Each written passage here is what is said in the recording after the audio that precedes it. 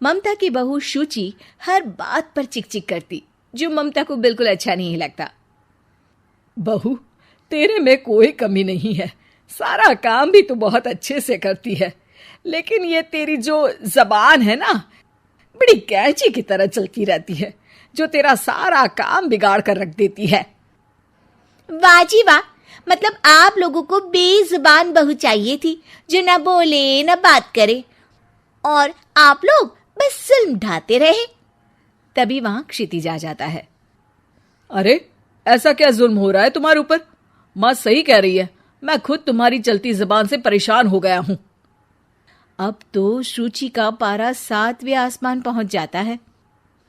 वाह जी वाह, अब आप भी, क्या नहीं किया मैंने आपके लिए, अपना सब कुछ दांव पर लगा दिया, लेकिन आप भी अपनी माँ की जुबान बोलने लगे। अरे यार, कैसी बात बोल रही हो? माँ की जबान, बीवी की जबान, अरे मेरी तो कोई जुबान है ही नहीं जैसे। देखो शुचि, माँ से बुरा व्यवहार मैं पसंद नहीं करूंगा। अब क्या था, माँ के सामने अपनी हुकूमत कम होती देख शुचि को माँ से नफरत होने लगती है। अगले दिन शुचि माँ के कमरे में जाती है। माँ, ये लीजिए गर्म पानी। पानी रखकर वो चली जाती है, लेकिन जैसे ही माँ गरारा करने लगती है, हाय रे, मैं तो जल गई। अरे पानी इतना गर्म क्यों दिया शुचि? मेरा तो पूरा का पूरा मुंह ही जल गया। वाह, मजा आ गया, लग रहा है गर्म पानी ने अपना काम कर दिया, अब और लगो ना मेरे मुंह। शुचि, माँ के चिल्लाने की आवाज आ रही है, और तुम कैसी हो कि जाती भी नहीं, देखती भी नहीं कि माँ को क्या हो गया। आवाज तो आपको भी आ रही है, जा तो आप भी सकते हैं, लेकिन नहीं, शुचि ने तो जैसे सारे काम का कॉन्ट्रैक्ट साइन कर लिया है तुम्हारे परिवार से। ये कहकर शुचि माँ के कमरे में जाती है, लेकिन जैसे ही वो कमरे में घुसती है, माँ जल्दी से शुचि को पकड़कर खींच लेती है और ऊपर एक बड़ी सी छिपकली गिरती है। शुचि छिपकली देखकर डर जाती है। हे भगवान, ये छिपकली मेरे ऊपर गिरती तो मैं तो मर ही जाती। हाँ बेटा, मैं जानती हूँ कि तू छिपकली से डरती है, और समय पर मेरी नजर पड़ गई, ऐसे मेरा मुंह जल गया है। प्लीज कुछ कर, रहा नहीं जा रहा है। शुचि को अपने किए पर पछतावा होता है और भागकर सास को बर्फ देती है।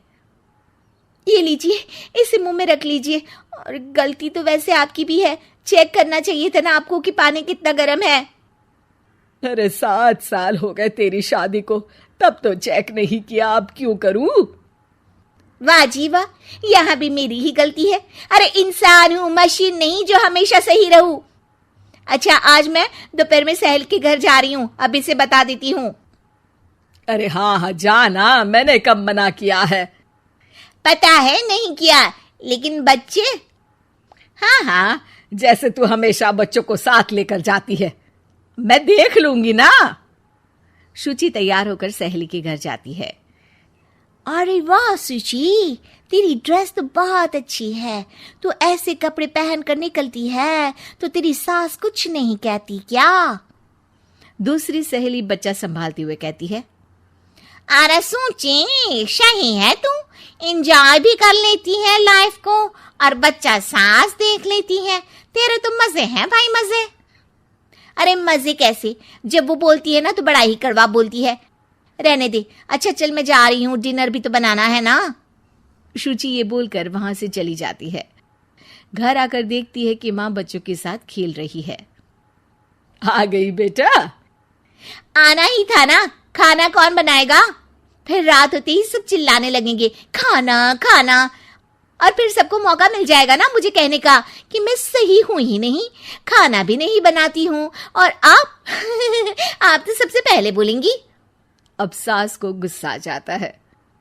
एक तो सारा दिन तेरे बच्चों को देख रही थी, घर पर किसी ना किसी का आना जाना लगा रहता है, बच्चे घर गंदा करते हैं उसे देखती हूँ, हद है। अब क्या खाने की जिम्मेदारी भी मैं ही ले लूं तो करेगी तू क्या? शुचि को ये सुनकर कुछ ज्यादा ही गुस्सा आ जाता है। बस माँ जी बस, अरे ये तो गुलामों वाली जिंदगी हो गई, कोई फ्रीडम रहा ही नहीं, ऐसा लगता है कि बंद कर रह गई हूँ, घर तो किसी कैद खाने सा हो गया है। मन ही नहीं करता यहाँ रहने का। अब मैं और आप एक घर में रह ही नहीं सकते बस। अरे तो क्या मैंने बांध कर रखा है तुझे? अरे मैंने क्या कर दिया जिससे तुझे ऐसा लग रहा है? और तेरा इतना बोलने के बाद तो मैं खुद ही तेरे साथ नहीं रहना चाहूंगी। लेकिन अब सवाल था कि सासू माँ जाएंगी कहाँ, क्योंकि बहू तो मायके चली जाती है, लेकिन सास कहाँ जाए।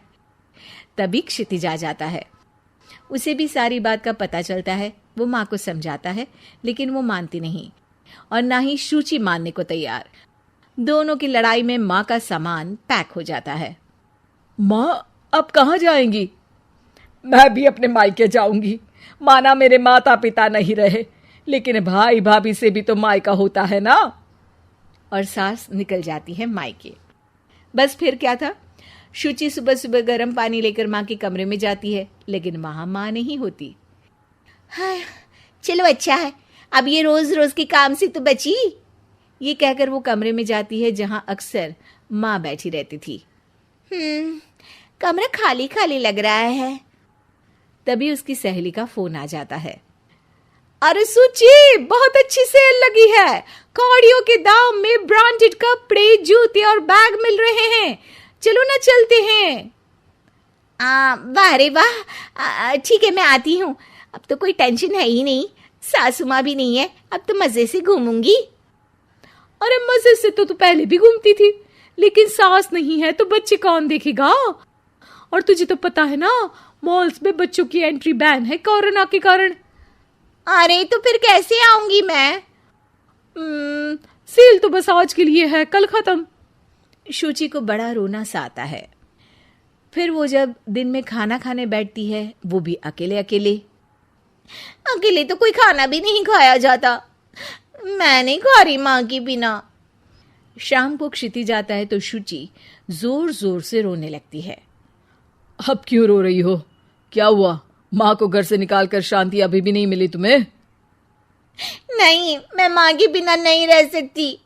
ना कोई बताने वाला है कि मैं कैसी लग रही हूँ, ना ही कोई समझने समझाने वाला। मैं माँ के बिना नहीं रह सकती। चलो माँ को ले आते हैं।